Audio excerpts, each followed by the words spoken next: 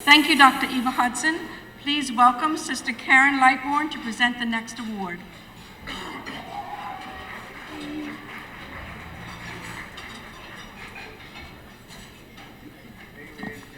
Good evening, brothers and sisters. Our next past president is to be honored is Dr. Joseph Christopher.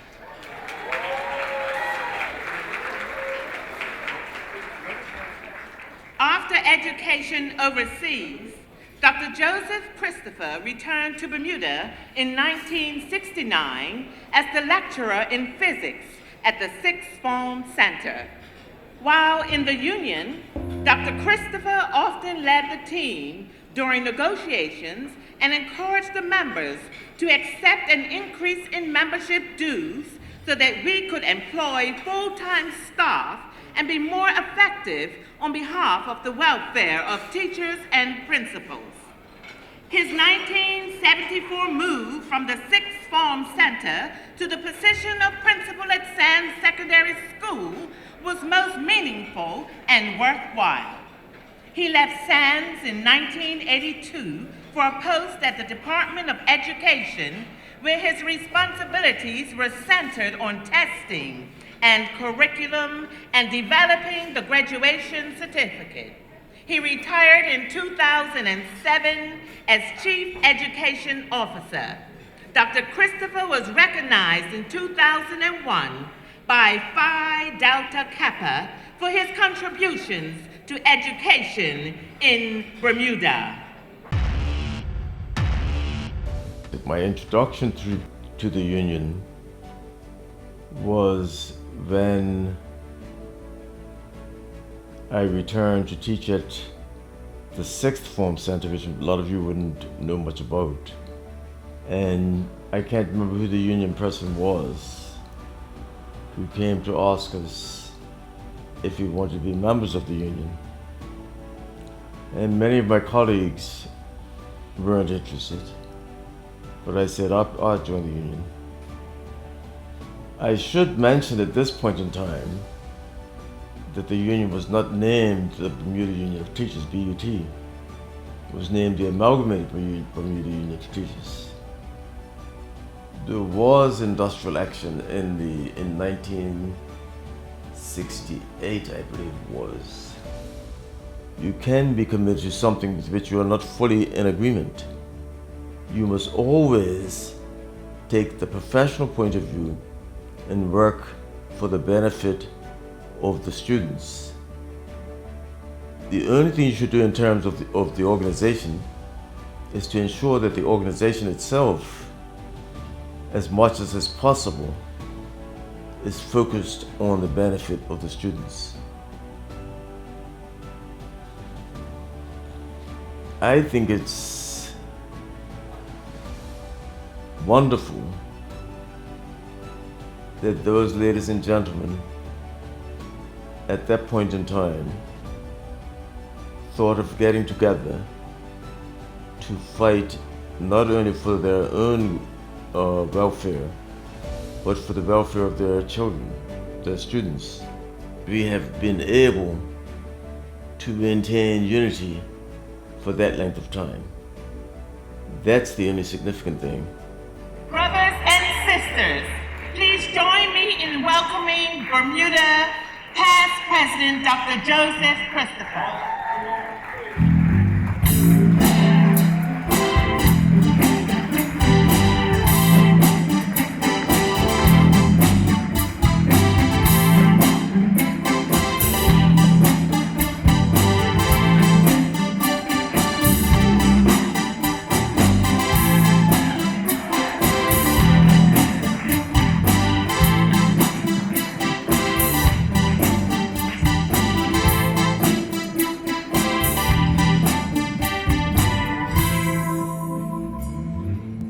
Dr. Christopher, it gives me great pleasure to award you tonight on behalf of the Bermuda Union of Teachers.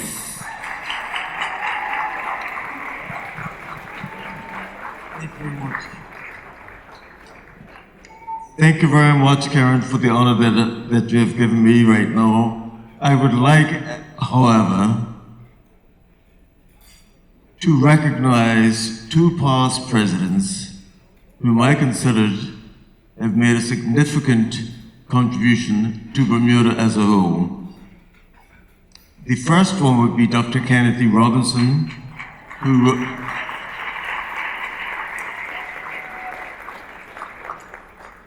wrote about our social history and emphasized the contributions in his written work of blacks in the history of Bermuda all along our history.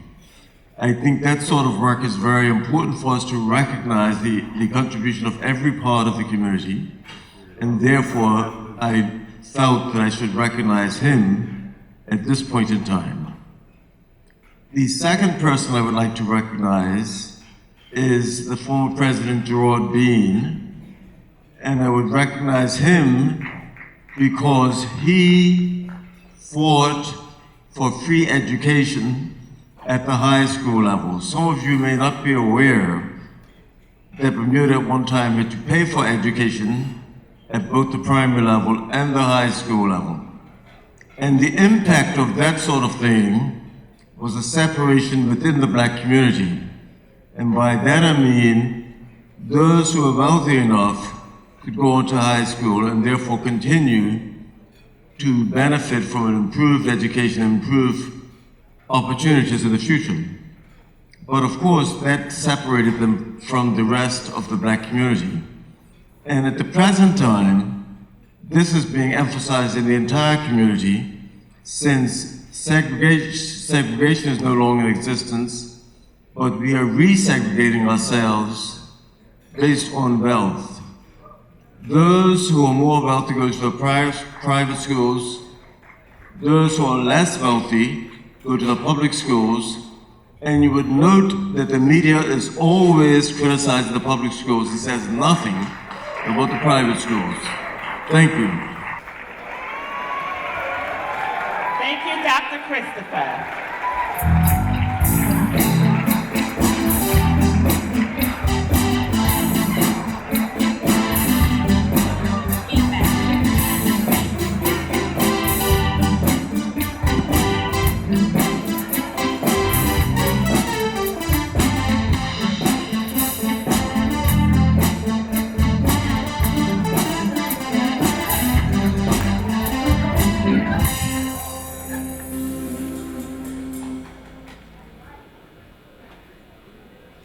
Our next president to be honored is Dr. Cleveland Critchlow.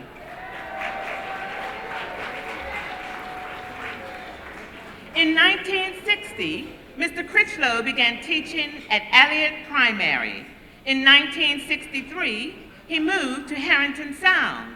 He became principal at Northlands Primary in January 1970 and was moved to Prospect Primary in September 1971. Then, in 1976, Mr. Critchlow became an officer at the Department of Education. He served in that capacity until July of 1984, when he became a senior education officer. His career in education spanned 2 decades and included serving in the position of Acting Permanent Secretary of Education in March of 1982. Moving out of education, Mr. Critchlow continued to serve the public, becoming the Postmaster Designate, the Acting Postmaster General, and the Postmaster General during next few years.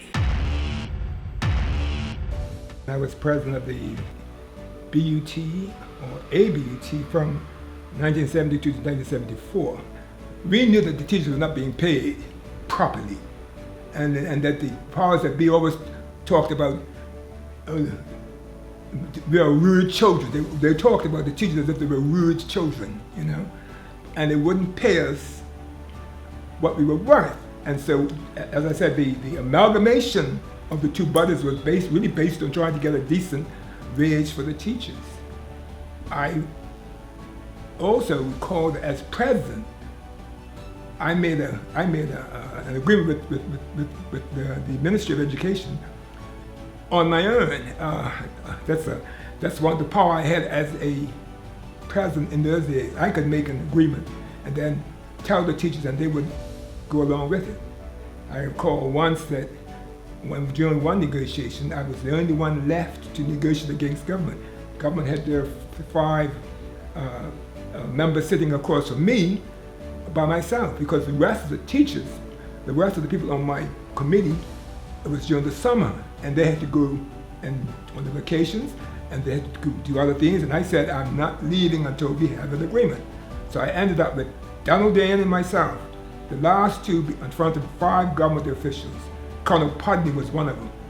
And we negotiated until Dick said to me, Cleve, look, I've had enough. I've made my plans to go away, and my time is up, I have to go. So Dick left me.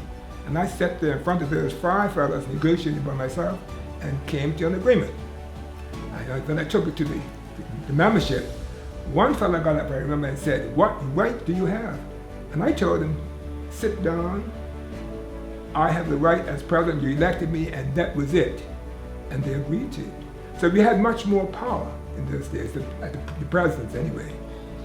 In terms of congratulating the union on what you're about to do, I have to say that it is most significant that you've been able to get what you're getting from the ministry, because for 100 years you have really been the backbone of the ministry. A lot of the changes that the ministry had done had been due to the entire union, suggestions of the union, and that now they're going to allow you to honor the union in this way, in the fashion that you're honoring them. It is tremendous, and I congratulate you all who have had anything to do with it. Congratulations.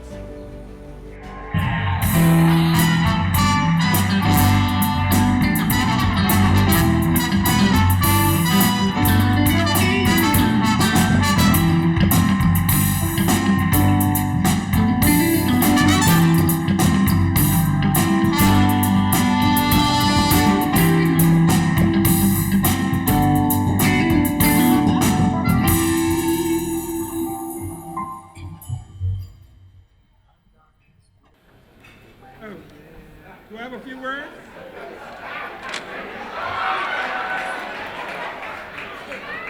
I'm a teacher, I can't prepare it. First of all, let me thank my mother and my father, my wife, my children. Oops, that's the wrong speech, sorry. What I really want to say is, then I came along, I plagiarized from certain people. One of those persons was Jimmy Mansfield Brock. And you know, he was one of the greatest minds of the 20th century. He said that making a decision, union, make it if it's in the interest of the children. So any decision you make it if it's in the interest of the children, and then do it. Remember also that change is one of the only things that is constant, and that there will be many changes, and you have to adapt to them. There will be stuff like Oxford system, Cambridge system, Harvard system with a B, and maybe we'll have the Howard system. But there will always be changes, so you have to be ready for the changes and adapt to them and do the best that you can under the circumstances. I want to say to the union, congratulations, keep up the fight, because it's going to be a battle. Because you're battling forces that you don't know about. Keep on keeping on.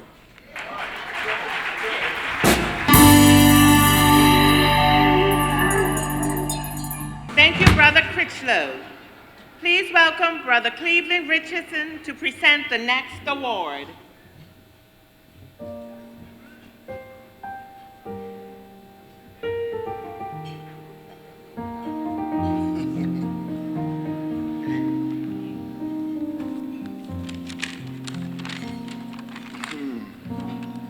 Good evening, brothers and sisters.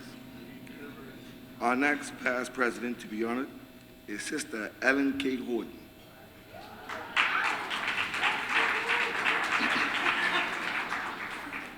Ellen Kate Horton began her career teaching mathematics at Warwick Secondary School, where she soon became the school's ABUT representative and a member of the union negotiating team.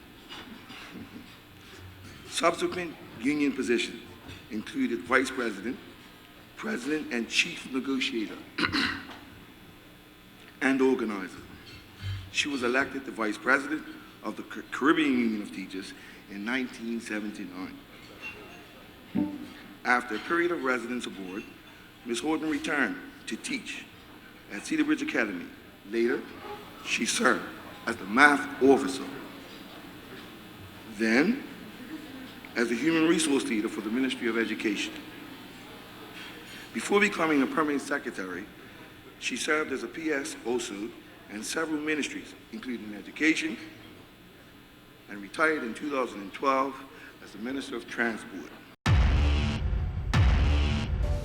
I believe very much in trade unionism, and naturally, I joined the union when I became a teacher.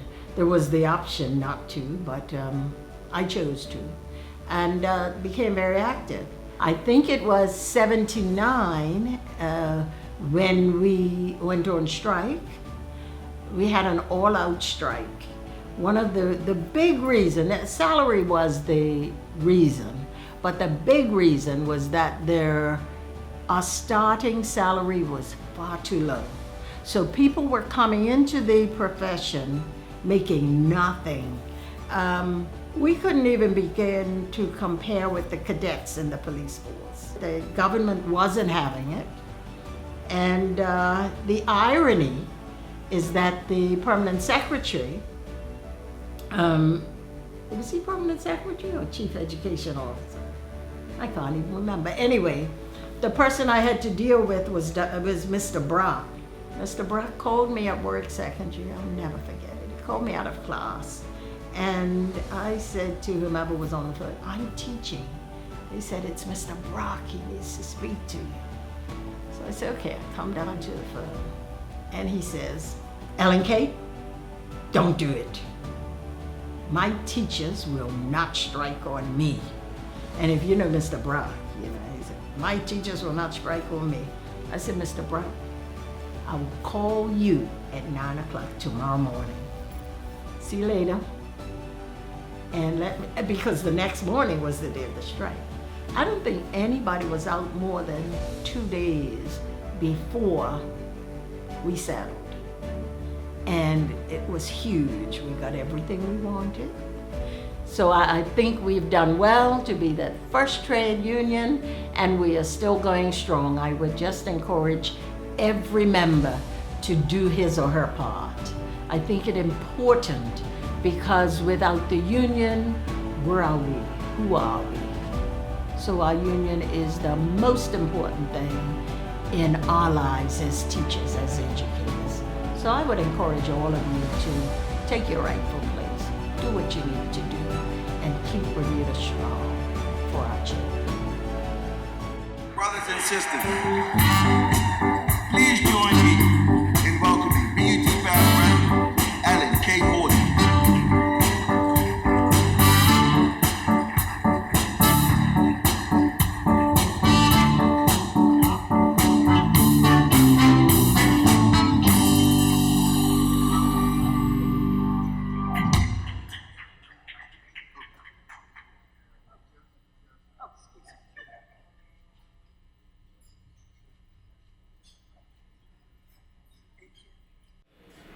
Good evening, everyone.